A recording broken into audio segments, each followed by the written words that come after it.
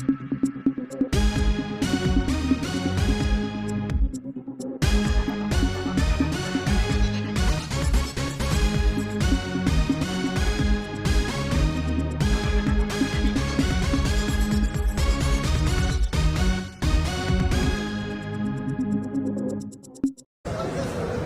बात यह है कि आपने कहा कि डीसीपी साहब ने कहा कि उन्होंने इशारे किए,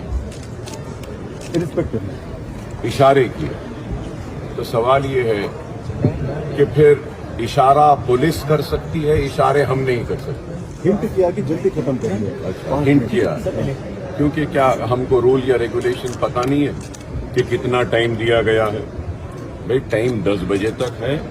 अगर हम 10 बजे के बाद में अगर स्पीच देते हैं तो उनका इख्तियार है, लॉ है, वो केस बुक कर सकते हैं। डायरेक्ट किसी के पब्लिक मीटिंग में स्टेज पर चढ़कर आ जाना और बोलना कि टाइम हो गया है, तो ये तो गलत बात है। पुलिस को ऐसा करना नहीं चाहिए। और इससे साफ जाहिर होता है कि पुलिस पार्शियल है या इम्पार्शियल है। सर हमारे साथ सेक्शंस लगाए गए हैं, काफी संगीन सेक्शंस लगाए गए हैं। 506 है, जान से मारने की धमकी देना और ये सब। क्या ऐसा हो गया था सर जिसकी वजह से इस लेवल पर चीज़ें चली गई और आपने जो शब्द का इस्तेमाल किया कि किसी के माई की लाल में दम नहीं है, ऐसा क्या हुआ था जिसकी वजह से चीज़ें इस लेवल पर? पूरा जुमला बोलेंगे आप?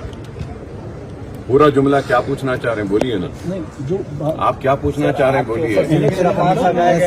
मैं समझ नहीं चाह रहा हूँ, समझ नहीं पा रहा हूँ। क्या चीज हो गई जिसकी वजह से? देखिए, मैं आपसे कहता हूँ कि अगर आपका कोई परमिशन के साथ आपका अगर कोई फंक्शन हो रहा है और आपको पुलिस ने परमिशन दिया है, इलेक्शन अथॉरिटीज ने परमिशन दिया है और आप अपना फंक्शन कर रहे हैं, सीधे अगर आपके फंक्शन में अगर मैं आ जाऊं तो क्या आप यही सवाल करेंगे मुझसे? इलेक्शन भाई देखिए, मेरे पास वैलिड परमिशन था, मैं टाइम के अंदर था और वो आकर डिस्टर्ब कर रहे थे। मैंने इलेक्शन कमीशन ऑफ इंडिया को भी पूरा फुटेज भेज दिया है जहां पर वो स्टेज पर चढ़कर आए थे और एक इलेक्शन अथॉरिटी के एक ऑफिसर ने ये भी कहा है कि it is a mistake of the police कि he climbed and came to the stage, ये भी बोल चुके हैं। और तीसरी चीज ये है कि मैंने पुलिस के खिलाफ भी कंप्लेंट दिया हूं और रिक्वेस्ट किया हूं कि इस पे इंक्वायरी होना चाहिए कि you can not come and obstruct an outgoing public meeting.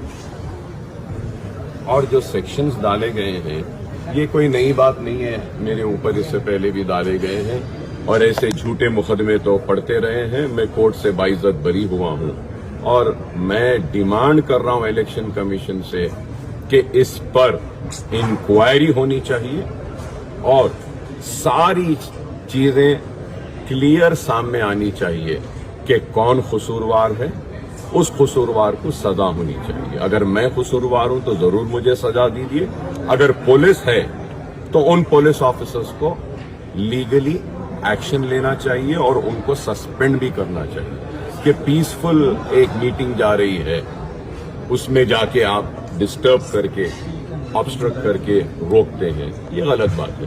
अगर पुलिस अगर आके बैठना चाहती है तो जरूर मैं अपना स्टेज दे देता हूं, उनको कुर्सी भी देता हूं, आके बैठ सकते हैं हमारे जल्द। सर आप जो ईसीआई का वर्चुअल जो हमसे बातचीत करने पर बताया गया कि इलेक्शन कमीशन को कोई वायलेशन नहीं दिखाया आपके स्पीच में या वहाँ पर जो इंसिडेंट हुआ उसमें, इसीलिए उन्होंने कोई केस दर्ज नहीं किया। पुलिस का इस तरीके से केस दर्ज करना क्या इंडिकेट करता है सर?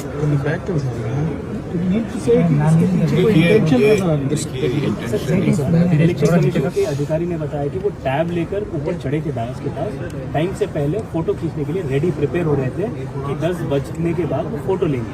तो वो इलेक्शन कमीशन का वर्जन वो है, लेकिन डीसीपी बता रहे कि ऑफिसर वहाँ पर डायस पे चढ़े नहीं थे, हाथ बनकर नीचे ही ठहरे थे। देखिए, वो डायस वो चढ़े हैं, न सिर्फ ये बल्कि इससे पहले भी यही पुलिस ऑफिसर थे।